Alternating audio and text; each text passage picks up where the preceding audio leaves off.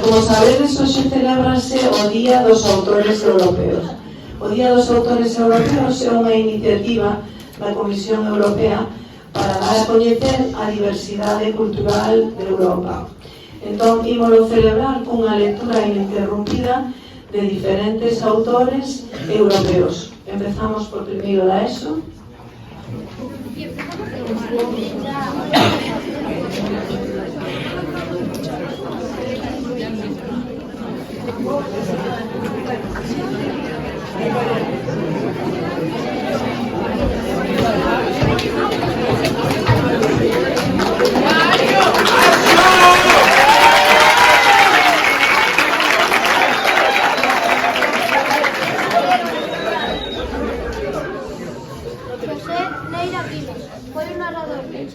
Periodista e poeta en lingua galega.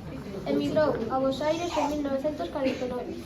Na capital argentina alternou o traballo coa formación autodidacta, mantendo os seus vínculos con Galicia nos centros da colectividade galega emigrante. Alí relacionouse con escritores exiliados como Luis Joano e Rafael Dieste. As súas inquietudes culturales levaron a fundar en 1953 as Mocedades Galeguistas e a editorial Follas Novas. As súas vivencias infantís son a base material de algunhas das súas obras como a Memorias dun neno labrego, Cartas a Lelo e Aqueles anos do mundo. Tamén escribiu, entre outras, Camiño Bretemoso, Historias de emigrantes e Remuíño de sombra, que abordan o tema da emigración. Neira Vilas é o autor máis lido da literatura galega.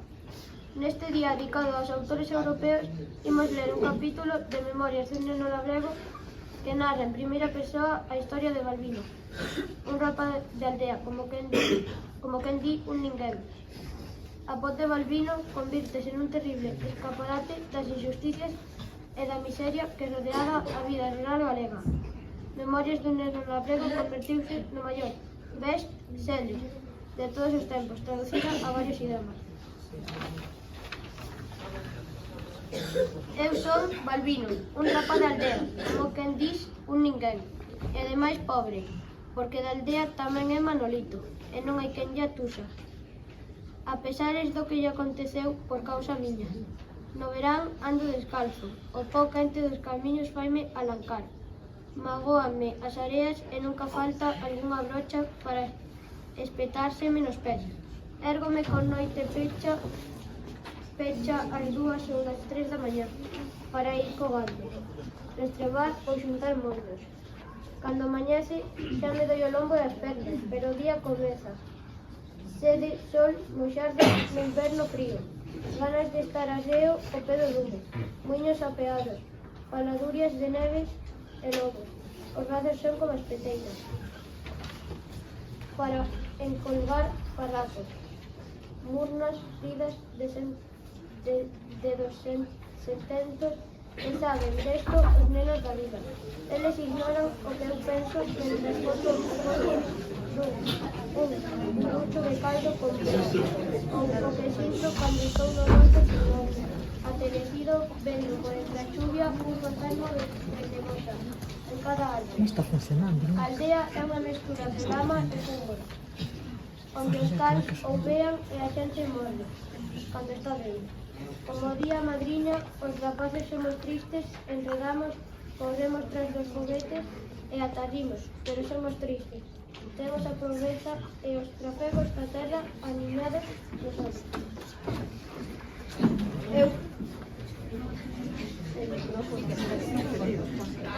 Eu quixera andar o mundo, ir por mares e terras que non coñezo. Nacín e criei-me na aldea, pero agora sinto a pequena, estreita como se vivise nun cortizo. Teño pensamentos que non lle podo contar a ninguén. Algúns non me entenderían e outros chamaríanme tolo. Por eso escribo e despois durmo como unha pedra. Quedo desatrasado, libre, como se me quitasen de enriba un bocón. Cousas miñas, e tamén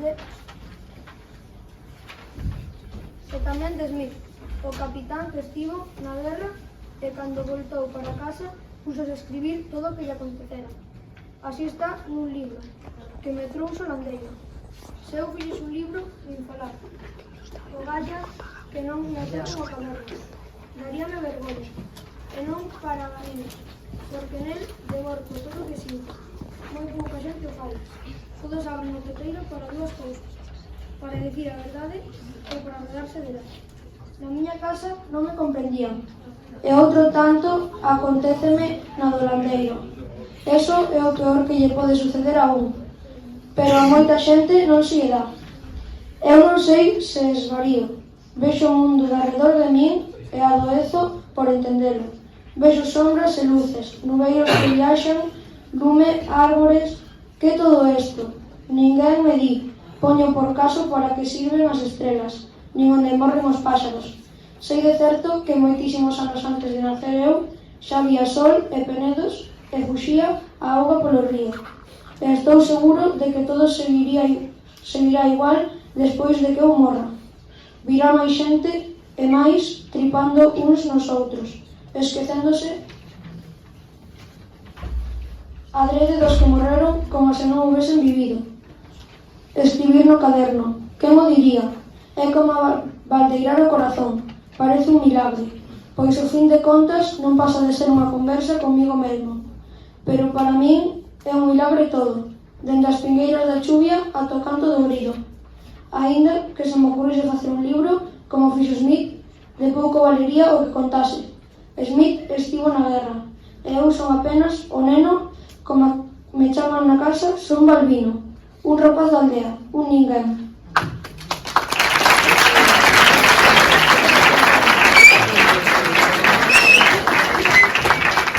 Benton, o 16 de decembro de 1775, Jane Austen é considerada unha das autoras máis influentes dentro da literatura anglosaxona.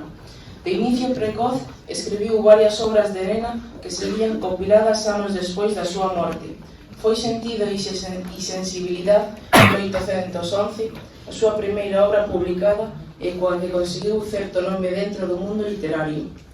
Dos anos despois, publicaría Orgullo e Prejuicio, 1813, que se convertiría nun gran éxito e, posiblemente, na súa obra máis coñecida. Escribiu ademais Mansfield Park, Emma e Persuasión. Dun estilo innovador, a novela romántica de Austen, cargada de tintes costumbristas, logrou influir de maneira notable as xeracións posteriores de escritores. No día de hoxe imos escoitar un capítulo de Emma. Emma é unha novela de cortexo e modas sociais. A mellor parte do libro céntrase na cuestión do matrimonio. Emma Woodhouse, unha heredera que vive co seu pai viúvo na súa finca Hartfield. Emma, coñecida pola súa beleza e intelixencia, está un pouco perdida no pequeno pobo de Highbury, pero enorgullécese moito das súas habilidades de emparellamento. Emma Woodhouse had everything. She was beautiful, clever and rich, and she lived very comfortably with her father in a fine house called Hartfield, in the village of Highbury. Emma's life as a young child became unhappy when her mother died, so Mr. Woodhouse found a woman called Miss Taylor to teach Emma and her sister Isabella. Later, when Emma's sister married Mr. John Knightley and went to live in London, Miss Taylor soon became more a friend than a governess to Emma. After Miss Taylor married and moved away, Emma missed her friend and her good conversations greatly. Emma and her father knew many people in Highbury, but she had no good friends at her own age. She spent many evenings alone with her father, and they were long and often boring.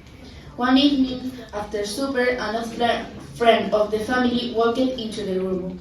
Mr. George Knightley was a man of 37 or 38 years, who lived near Highbury and often visited Emma and her father.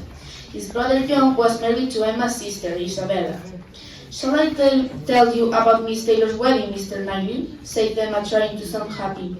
"Poor Emma," said her father. "She misses Miss Taylor very much." "Of course Emma misses her friend," said Mr. Knightley, "but I'm sure she's happy that Miss Taylor has married." "Yes, I am," said Emma, smiling, "and don't forget that they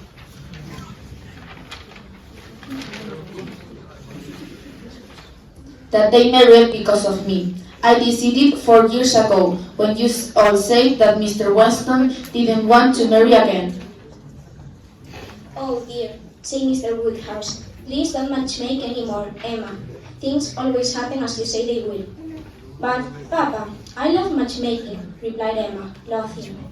Mr. Weston married Miss Taylor because he loves her and she loves him, not because he met her through you, said Mr. Knightley, shaking his head. But, Mr. Knightley, she said, I knew how they felt before they knew it themselves. That is the secret of a good matchmaker. Emma sometimes asked a group of friends of her father's friends to spend the evening at Harfield. On one of these evenings, Emma felt decided. A young woman of 17 was coming to the party. She had no friends or family, but she was very beautiful. Her name was Harriet Smith. Emma was interested in Harriet and they spent the evening talking. Harriet was not very clever, but she was friendly, kind, and had beautiful blue eyes. When Harriet and her father's friends left, Emma made a plan. She wanted to teach Harriet to be her friend and to introduce her to the important people in Highbury. Emma started to spend a lot of time with Harriet, and she soon knew all about her.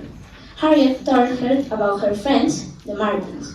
She often stayed with them on their farm, and she liked Mr. Robert Martin very much. One day, while the young women were out walking, they met Mr. Martin. Emma saw at once that Harriet liked him a lot, and she was very unhappy about it. A farmer was not the right husband for beautiful Harriet. Emma decided to be Harriet's matchmaker. Emma soon thought of the right person for Harriet. It was Mr. Elton, a handsome young clergyman with a comfortable home who needed a wife. Emma started work at once. She spoke to Harriet about Mr. Elton and to Mr. Elton about Harriet, and planned loads of ways for them to meet. Mr. Elton started to visit Harfield often, and Emma was sure that her plan was working well. I see that you have taught Miss Smith a lot and have helped her to become a much better person, Mr. Elton told Emma one day. Oh no, said Emma, smiling. Harriet has always been kind and beautiful. I have done very little. You are always right, Emma, replied Mr. Elton warmly. Emma was sure that he spoke with love in his eyes, and at once she thought of a new plan.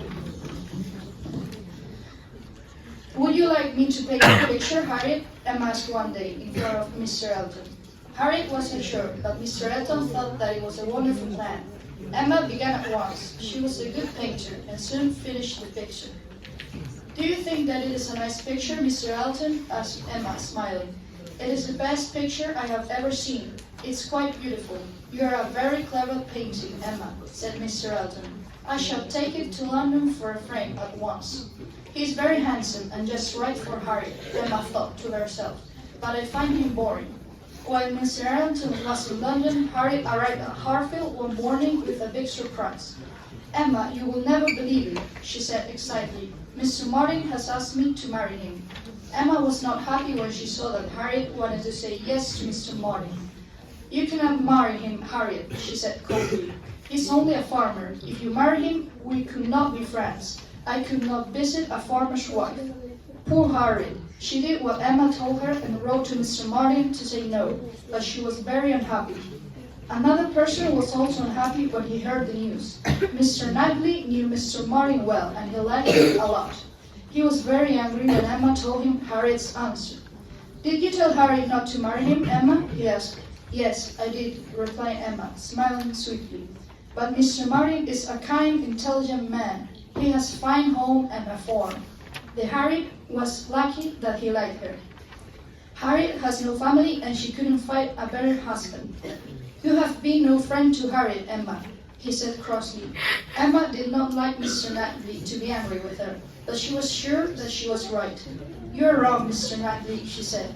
Harriet can marry someone much better than Mr. Martin. Mr. Knightley got up quickly and walked to the door.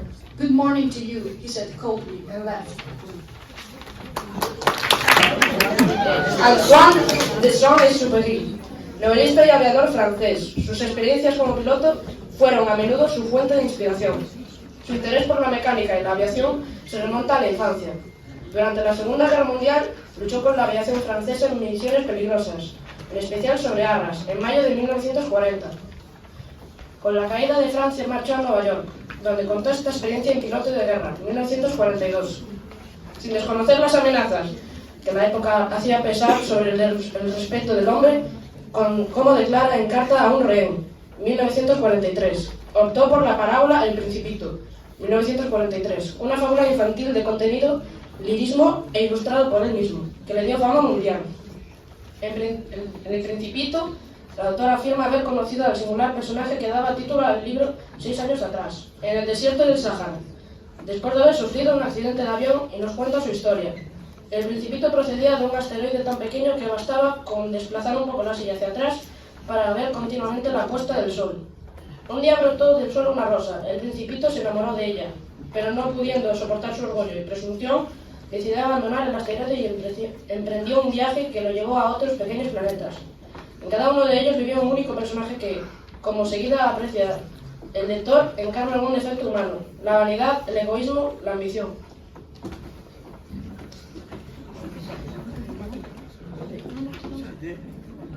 Lorsque j'avais 6 ans, j'ai vu une fois une magnifique image dans un livre sur la forêt vierge qui s'appelait Histoire Bécou. Ça représentait un serpent bois qui avalait un fond. Voilà la copie du dessin. On dit ça dans le livre, le serpent bois avalait leur proie, tout entier, sans la manger. Ensuite, il n'est pas bien plus couré et glisse dormait pendant les 6 mois de la digestion. J'ai alors beaucoup réfléchi sur l'aventure de la jambe et à mon tour, j'ai réussi avec un crayon de couleur à travailler mon premier dessin. Mon dessin numéro 1, il était comme ça. J'ai montré mon chef d'œuvre aux 4 personnes. Et je leur ai demandé si mon dessin leur faisait peur. Elles m'ont répondu, aucun chapeau ferait peur. Mon dessin ne représentait pas un chapeau, il représentait un serpent bois qui dirigeait un éléphant. J'ai alors dessiné l'intérieur du serpent bois afin que les grandes personnes puissent comprendre. Elles ont toujours besoin d'explications. Mon dessin numéro 2 était comme ça. Les grandes personnes m'ont conseillé de la laisser de côté les dessins de serpents bois ou bien les fermer et m'intéresser pourtant à la géographie, à l'histoire, au calcul et à la grammaire. C'est ainsi que j'ai abandonné à l'âge de 6 ans une magnifique carrière de pinteur. J'avais été découvert par l'issue de mon dessin numéro 1 et de mon dessin numéro 2.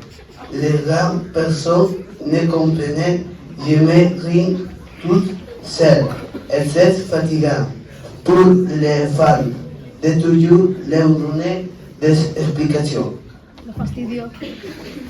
J'adore du chasser, un autre métier, et j'ai appris à piloter des avions. J'ai volé un peu partout dans le monde, et la géographie c'est exact, m'a beaucoup servi.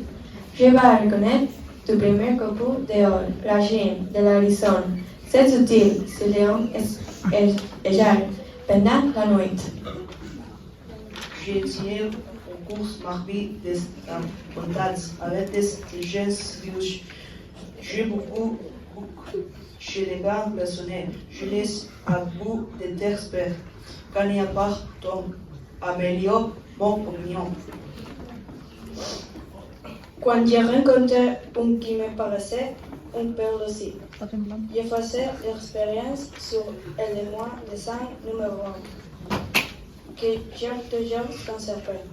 J'ai voulu savoir si elle était vraiment compréhensible. Mais toujours, elle me répondait, c'est un chapeau. Alors, je ne lui parlais ni de serpents bois, ni de forêts virges, ni de étoiles. Je m'étais à sa portée. Je lui parlais de riches, de golf, de police et de traits. Et la grande personne était bien contente de connaître un homme aussi raisonnable.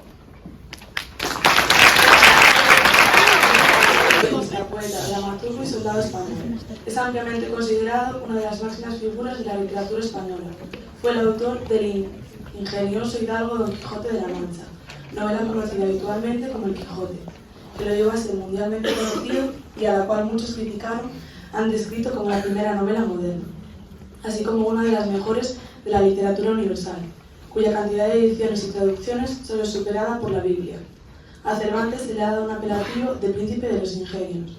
En un principio, la pretensión de Cervantes al escribir El Quijote fue combatir el auge que habían alcanzado los libros de caballerías, satirizándolos con la historia de un hidalgo manchego que perdió la cordura por leerlos, creyéndose caballero andante. Para Cervantes, el estilo de las novelas de caballerías era pésimo, y las historias que contaba eran disparatadas.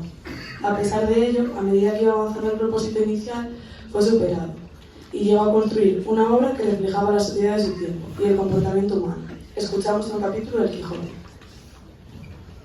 En un lugar de la Mancha, de cuyo nombre no quiero acordarme, vivía no hace mucho tiempo un hidalgo de los de lanza en astillero, escudo antiguo, rocín flaco y galgo corredor. En su casa se comía más vaca que carnero, duelos y quebrantos los sábados, lentejas los viernes y algún palomino los domingos. Tenía un ama que pasaba de los 40 años, una sobrina que no llegaba a los 20 y un criado que servía para todo. Nuestro hidalgo rondaba los 50 y era de constitución recia, seco de carnes, enjuto de rostro, gran madrugador y amigo de la caza. Se apellidaba Quijada o Quesada, pues en esto había alguna diferencia entre los autores que escriben sobre él, aunque según parece se llamaba Quejana. Pero esto importa poco a nuestra historia. Basta con que la narración no se salga un punto de la verdad. En los ratos que estaba ocioso, que eran los más del año, nuestro hidalgo se dedicaba a leer libros de caballerías, con tanta afición y gusto, que olvidó el ejercicio de la caza y la administración de su hacienda. Y a tanto llegó su desatino que vendió algunas tierras de sembradura para comprar aquellos libros. Los que más le entusiasmaban eran los de Feliciano de Silva, sobre todo cuando leía pasajes con desafíos y requiebros, como este. La razón de la sinrazón que a mi razón se hace, de tal manera mi razón enflaquece, que con razón me quejo de la vuestra fermosura. El pobre caballero perdió el juicio por desentrañarles el sentido, que en verdad no se lo sacaba el mismo Aristóteles si resultase solo para ello. Pero lejos de desanimarse, se enfrascó tanto en la lectura que se le pasaba las noches leyendo de claro en claro, y los días de turbio en turbio, y así del poco dormir y del mucho leer se le secó el cerebro y perdió el juicio. Se le llenó la fantasía de todos los encantamientos, batallas, desafíos, heridas y amores, y demás disparates imposibles que leía, y llegó a creer que eran verdad todas aquellas invenciones. Y así, rematado el juicio, vino a dar en el más extraño pensamiento que jamás violó con el mundo, y fue que le pareció necesario hacerse caballero andante, irse por el mundo con sus armas y caballo, a buscar aventuras como las que se contaban en los libros, de manera que, deshaciendo toda clase de agravios y venciendo grandes peligros, ganase eterno nombre y fama. Y lo primero que hizo fue limpiar una armadura de sus bisabuelos, que cubierta de orín y moho, estaba olvidada desde hacía siglos en un rincón. Luego convirtió el morrión en celada, atándole una visera hecha con cartones, de manera que le protegiese el rostro de las cuchilladas. Para probar su resistencia, sacó la espada y le dio 2 golpes. Y ya con el primero, deshizo lo que le había costado una semana. La volvió a hacer de nuevo poniéndole unas barras de hierro por dentro, y esta vez le pareció una celada finísima, y quedó muy satisfecho de su fortaleza, aunque no quiso probarlo. Fue luego a ver a su caballo, que era todo piel y huesos, aunque le pareció mejor que el babieca del Cid. 4 días se le pasaron en imaginar qué nombre le había de poner, porque un caballo tan bueno y de un caballero tan famoso no podía estar sin nombre bien conocido. Después de muchos que formó, borró y quitó, añadió, deshizo y volvió a hacer, lo llamó al fin Rocinante, nombre, a su parecer, alto, sonoro y significativo, de que había sido Rocín, antes de lo que era ahora, el mejor caballo del mundo. Luego tardó otros 8 días en buscarse nombre a sí mismo, hasta que dio en llamarse Don Quijote, por lo que los autores de esta verdadera historia suponen que se llamaba Quijana, y no Quesada, como afirman otros, pero acordándose de que Amadís No se había contentado con llamarse Amadís a secas, sino que había añadido a su nombre el de su patria para hacerla famosa, y se llamó Amadís de Gaura, y así él quiso llamarse Don Quijote de la Mancha, nombre con el que a su parecer declaraba muy al vivo su patria y la honraba. Limpias, pues, sus armas, hecho del morrión celada, puesto a nombrar Rociña a sí mismo, solo le faltaba ya una dama de quien enamorarse, porque el caballero andante sin amores era árbol sin hojas y sin frutos, y cuerpo sin alma se decía. Si me encuentro por ahí un gigante y lo venzo, le enviaré a mi dulce señora para que le diga: yo soy el gigante Caraculiambro, señor de la ínsula Malindrania, a quien venció el jamás como se debe alabado caballero Don Quijote de la Mancha. Disponed de mí como os plazca, señora. Lo que disfrutó nuestro caballero cuando encontró a quien hacer su dama, y es que en un lugar cercano había una hermosa labradora de muy buen ver, de la que había estado enamorado algún tiempo. Se llamaba Aldonza Lorenzo, pero él le buscó un nombre que tirase al de princesa y la llamó Dulcinea del Toboso, porque era natural del Toboso, nombre a su parecer músico, peregrino y significativo, como todos los demás que a él y a sus cosas había puesto. Fernando Pessoa foi un poeta, escritor, crítico literario, dramaturgo, ensayista, traductor, editor e filósofo portugués, descrito como unha das figuras literarias máis importantes do século XX e un dos grandes poetas na lingua portuguesa. Tamén traduciu e escribiu en inglés e francés. Pessoa foi un escritor prolífico, e non só baixo o seu propio nome, pois creou aproximadamente outros 75, dos cales destacan os de Alberto Caeiro, Alexandre Schertz, Álvaro de Campos, Bernardo Soares e Ricardo Reis. Non os chamaba pseudónimos, pois cría que esta palabra non captaba a súa verdadeira vida intelectual independente, e en cambio chamounos os seus heterónimos. Estas figuras imaginarias ás veces mostraban posturas impopulares ou extremas. Escribiu ata o seu mesmo leito de morte. Tiña un interés esencialmente intelectual, podéndose dicir que a súa vida foi unha constante divulgación da lingua portuguesa. En palabras do seu heterónimo Bernardo Soares, miña patria é a lingua portuguesa. Agora vamos ouvir uns poemas de Pessoa. Todas as cartas de amor son ridículas. Todas as cartas de amor son ridículas. Non serían cartas de amor se non fosen ridículas. Tamén escribí en meu tempo cartas de amor, como as outras, ridículas. As cartas de amor, se há amor, ten de ser ridículas. Mas, afinal, só as criaturas que nunca escreveron cartas de amor é que son ridículas. Quen me dera no tempo en que escribía, sen dar por iso cartas de amor ridículas. A verdade é que hoxe as miñas memorias desas cartas de amor é que son ridículas. Todas as palabras esdrúxulas, como sentimentos esdrúxulos, son naturalmente ridículas. Presagio. O amor, cuando se revela, non lle sabe revelar. Sabe ben ollar para ela, mas non lle sabe falar. Quen quere dizer o que sente, non sabe o que ela quer dizer. Fala, parece que mente. Cala, parece esquecer. Mas, se ela adivinhase, se pudese ouvir ou ollar, e se un ollar lle bastase para saber o que estaba a amar. Mas, sente moito, cala. Quen quer dizer quanto sente, fica sen alma, sen fala. Fica só inteiramente. Mas se isto puder contarlle, o que non lle uso contar, já non terei que falarlle, porque lle estou a falar. Segue o teu destino, segue o teu destino, rega as túas plantas, ama as túas rosas, o resto é a sombra de árbores alleias. A realidade sempre é máis ou menos do que nós queremos, só nos somos sempre, iguais a nós propios. Suave vivir só, grande e nobre é sempre vivir simplesmente, deixar a dor nas horas, como exvoto aos deuses. Ve de longe a vida, nunca a interrogues, ela nada pode dicerte, a resposta está alén dos deuses.